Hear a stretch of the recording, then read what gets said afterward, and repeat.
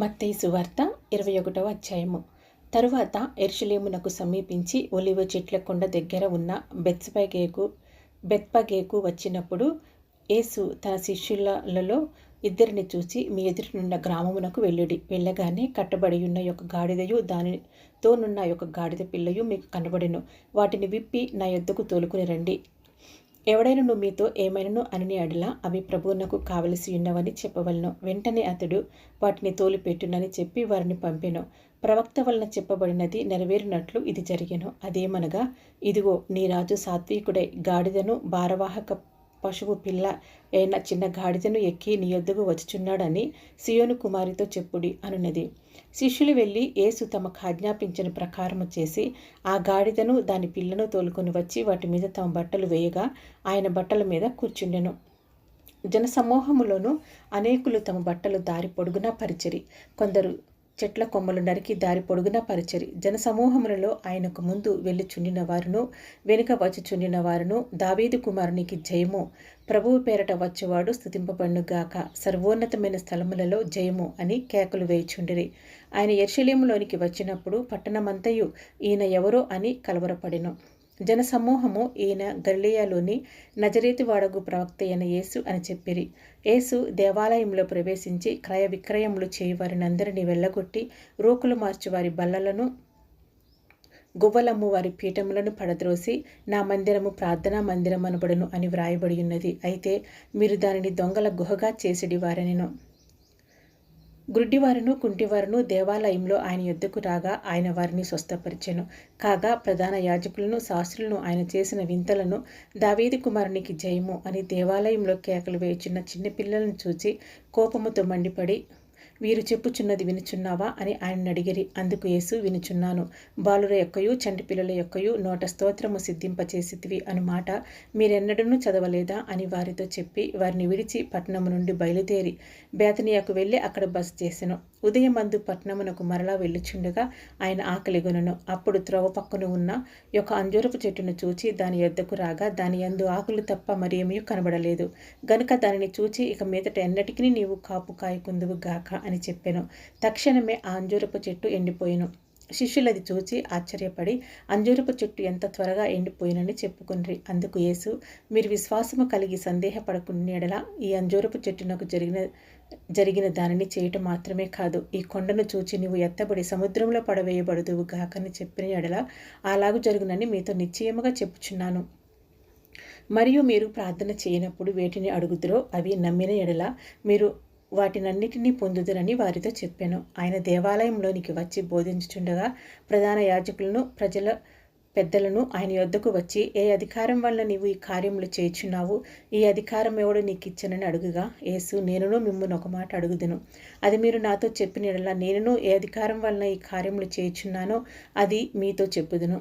యోహానిచ్చిన బాప్తిస్మం ఎక్కడి నుండి కలిగినది? పరలోకము నుండి కలిగినదా, మనుషుల నుండి కలిగినదా అని వారిని అడిగెను. వారు, మనము పరలోకము నుండి అని చెప్పితిమా. ఆయన, అలాగైతే మీరెందుకు అతని నమ్మలేదని మనల్ని అడుగును. మనుషుల వలనని చెప్పితిమా, జనులకు భయపడుచున్నాము.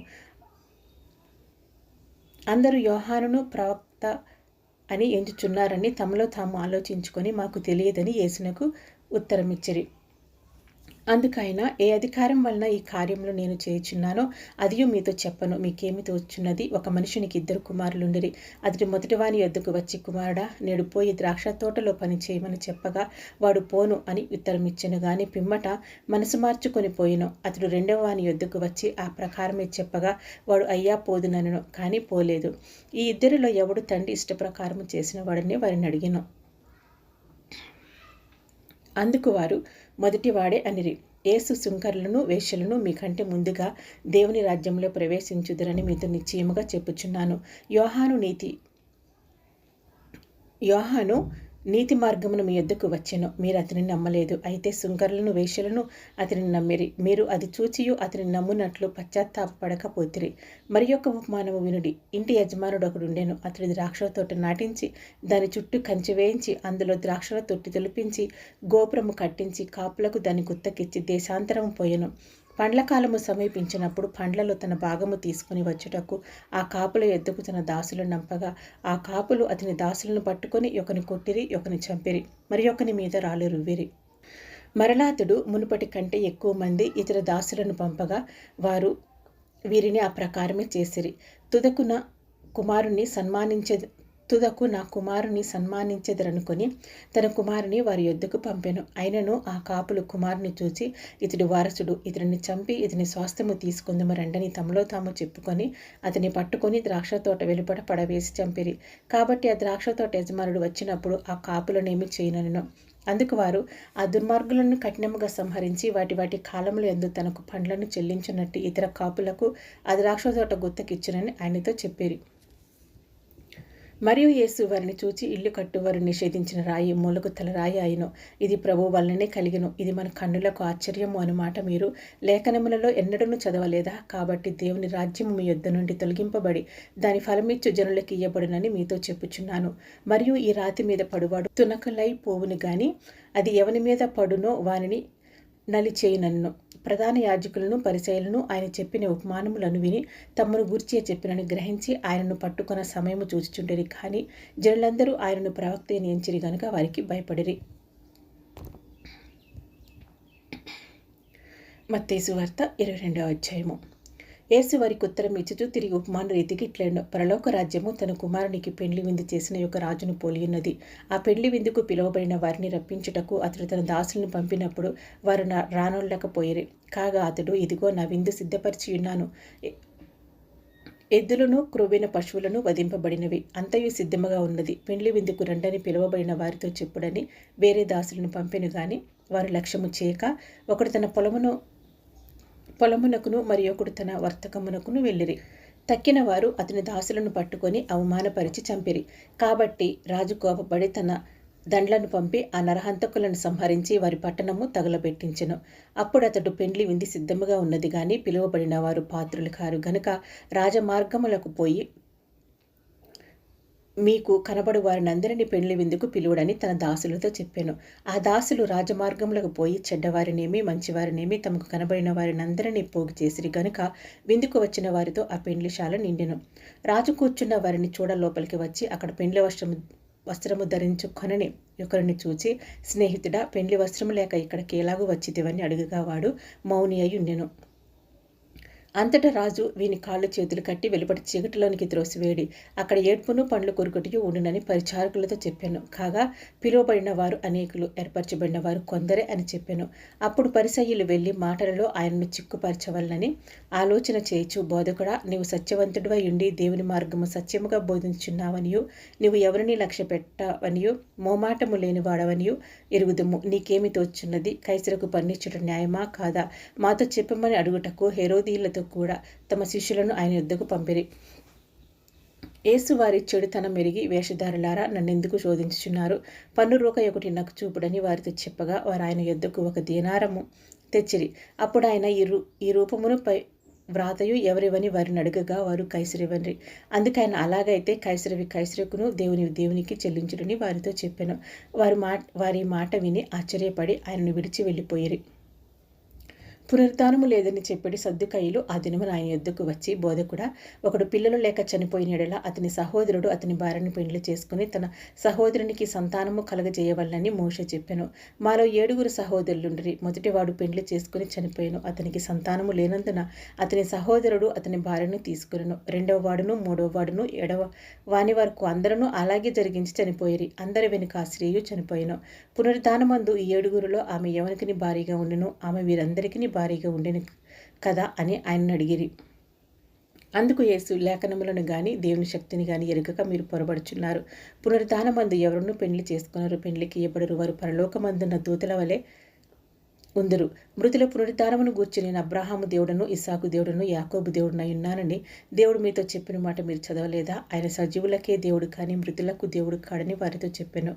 జనులది విని ఆయన బోధకు ఆశ్చర్యపడిరి. ఆయన సద్దుకయ్యుల నోరు మూయించనని పరిసయ్యులు విని కూడి వచ్చిరి. వారిలో ఒక ధర్మశాస్త్రోపదేశకుడు ఆయనను శోధించుచు, బోధకుడా, ధర్మశాస్త్రంలో ముఖ్యమైన ఆజ్ఞ ఏదని అడిగెను.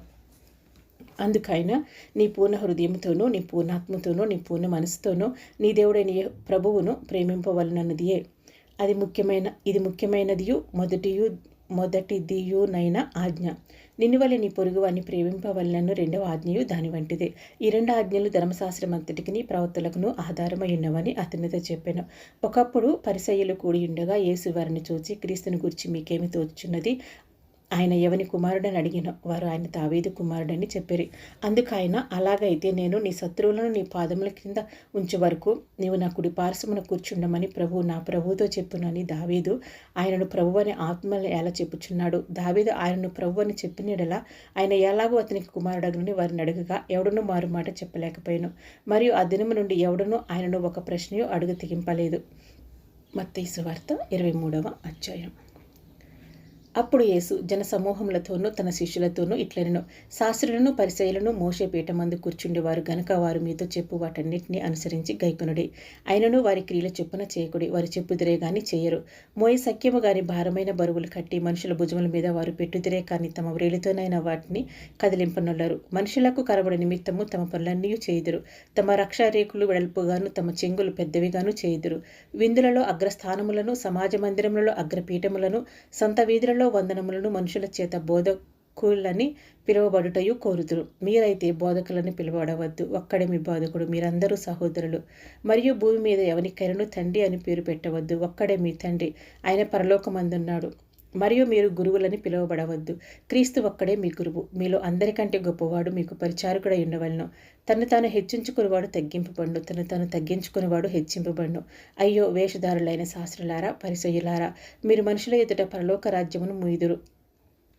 మీరందులో ప్రవేశింపరు, ప్రవేశించు వారిని ప్రవేశింపనియ్యరు.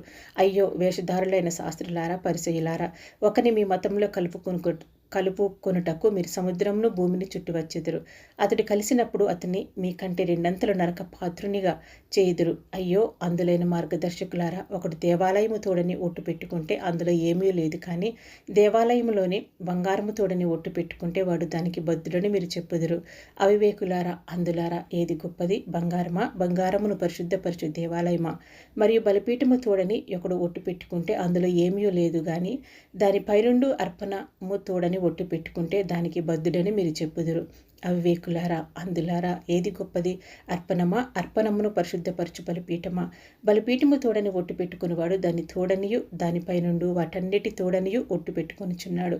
మరియు దేవాలయము తోడని ఒట్టు పెట్టుకునివాడు దాన్ని తోడనియు అందులో నివసించువాని తోడనియు ఒట్టు పెట్టుకొనిచున్నాడు. మరియు ఆకాశము తోడని ఒట్టు పెట్టుకునివాడు దేవుని సింహాసనము తోడనియు దానిపైన కూర్చున్న వాని తోడనియు ఒట్టు పెట్టుకొనిచున్నాడు. అయ్యో వేషధారులైన శాస్త్రులారా, పరిసయ్యులారా, మీరు పుదీనాలోను, సోపులోను, జీలకర్రలోను 10వ వంతు చెల్లించి ధర్మశాస్త్రంలో ప్రధానమైన విషయములను అనగా న్యాయమును, కనికరమును, విశ్వాసమును విడిచిపెట్టితిరి. వాటిని మానక వీటిని చేయవలసిండెను. అందులైన మార్గదర్శకులారా, దోమ లేకుండానట్లు వడయగట్టి ఒంటెను మింగువారు మీరే. అయ్యో వేషధారులైన శాస్త్రులారా, పరిసయ్యులారా, మీరు గిన్నెయు పళ్ళెమును వెలుపట శుద్ధి చేయుదురు, కానీ అవి లోపల దోపుతోనూ అజితేంద్రియత్వముతోనూ నిండియున్నవి.